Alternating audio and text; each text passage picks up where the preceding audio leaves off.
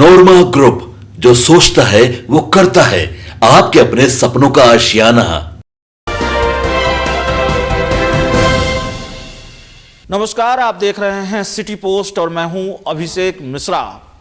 प्रशांत किशोर, जन सुराज के संरक्षक प्रशांत किशोर ने, संस्थापक प्रशांत किशोर ने यह ऐलान किया है कि वो 243 विधानसभा सीटों पर चुनाव लड़ेंगे। प्रशांत किशोर ने अक्सर ये बात कही कि 242 नहीं, वो सभी 243 सीटों पर चुनाव लड़ेंगे। सवाल ये है कि प्रशांत किशोर के पिटारे में ऐसा क्या है जो हिम्मत दूसरी पार्टियां नहीं दिखा सकी, वो प्रशांत किशोर दिखाने का दावा करते हैं।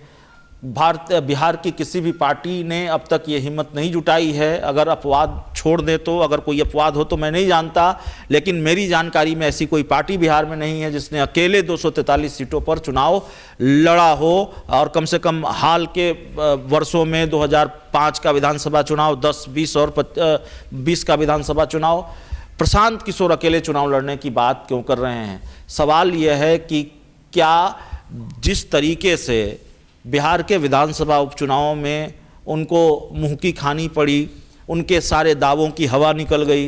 विधान परिषद के चुनाव में वो जीत नहीं सके, लेकिन उनका उम्मीदवार दूसरे नंबर पर रहा, तो ये थोड़ी अच्छी खबर प्रशांत किशोर के लिए है। लेकिन एक भी सीट, 2 उपचुनाव में एक भी सीट वो जीत नहीं सके हैं। तो क्या प्रशांत किशोर का मन बदलेगा?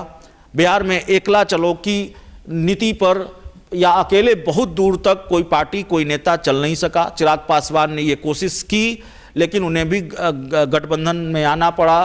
गठबंधन छोड़ा था उन्होंने, विधानसभा का चुनाव अकेले लड़ा, दूसरों को नुकसान पहुंचाया, नीतीश कुमार को नुकसान पहुंचाया, लेकिन अपना भी बड़ा नुकसान हुआ। सिर्फ 1 सीट जीत पाए विधानसभा चुनाव में, और वो भी जेडीयू के साथ उनके विधायक चले गए।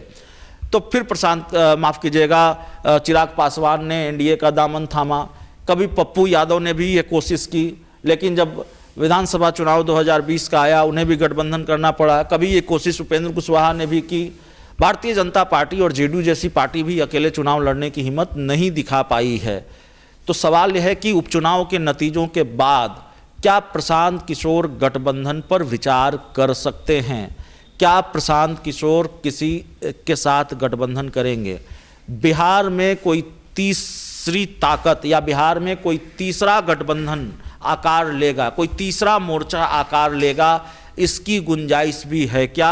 ये बड़ा सवाल है। देखिए, बिहार में हाल के दशकों में अगर ये कोशिश हुई, तीसरे मोर्चे की कोशिश हुई, तो वो कोशिश सफल नहीं हुई, वो प्रयोग सफल नहीं हुआ। ये कोशिश 2020 के विधानसभा चुनाव के वक्त के देश के वित्त मंत्री रहे यशवंत सिन्हा ने भी किया। पटना में उन्होंने डेरा डाला, तीसरा मोर्चा बनाने की कवायद की, वो सफल नहीं हुआ। उपेंद्र कुशवाहा ने AIMIM के साथ ये कोशिश की, वो सफल नहीं हुआ। ऐसे प्रयोग सफल हुए नहीं हैं। लेकिन सवाल यह है कि प्रशांत किशोर के लिए एकला चलो की जो नीति है वो नुकसानदेह साबित हो सकती है। अगर इतिहास देखें, जो ट्रैक रिकॉर्ड देखें एकला चलने वाले नेताओं और दलों का, तो वो यही कहता है। तो सवाल है कि गठबंधन करेंगे या जैसे मैच फिक्सिंग हुआ प्रशांत किशोर और चिराग पासवान के बीच 2024 के विधानसभा उपचुनाव में, उसी तरह का मैच फिक्सिंग होगा। अब मैच फिक्सिंग क्या हुआ? बेलागंज में, माफ़ कीजिएगा, इमामगंज में एक तरह से सपोर्ट किया चिराग पासवान ने प्रशांत किशोर को। चिराग पासवान और प्रशांत किशोर के बीच अघोषित गठबंधन दिखा इमामगंज में। इमामगंज की सीट पर चिराग पासवान के लोगों ने, चिराग पासवान ने मदद की और गठबंधन के सहयोगी की भूमिका निभाई एनडीए में रहते हुए, और इसीलिए एनडीए में इतना बवाल हुआ। यह सवाल आनंद मोहन ने उठाया, उनके बेटे चेतन आनंद ने उठाया कि आप एनडीए में हैं या नहीं हैं। अगर आप एनडीए में हैं तो प्रशांत किशोर के उम्मीदवार जितेंद्र पासवान को इतना वोट कैसे आ गया? तो क्या ये मैच फिक्सिंग आगे भी देखने को मिलेगी? प्रशांत किशोर और चिराग पासवान ने मिलकर सिर्फ ट्रेलर दिखाया है और फिल्म 2025 में दिखेगा, या आधिकारिक तौर पर प्रशांत किशोर का किसी के साथ गठबंधन होगा? यह भी सवाल है। अगर दोनों नहीं होता है, प्रशांत किशोर अकेले चलते हैं, तो अकेले चल के वो क्या कमाल दिखा पाएंगे जो दूसरी पार्टियां नहीं दिखा पाई। दूसरी पार्टियां अकेले चलने की हिम्मत नहीं दिखा पाई, और प्रशांत किशोर अकेले चल के क्या कमाल दिखा पाएंगे, इस पर भी निगाह बनी रहेगी। बहुत बहुत धन्यवाद।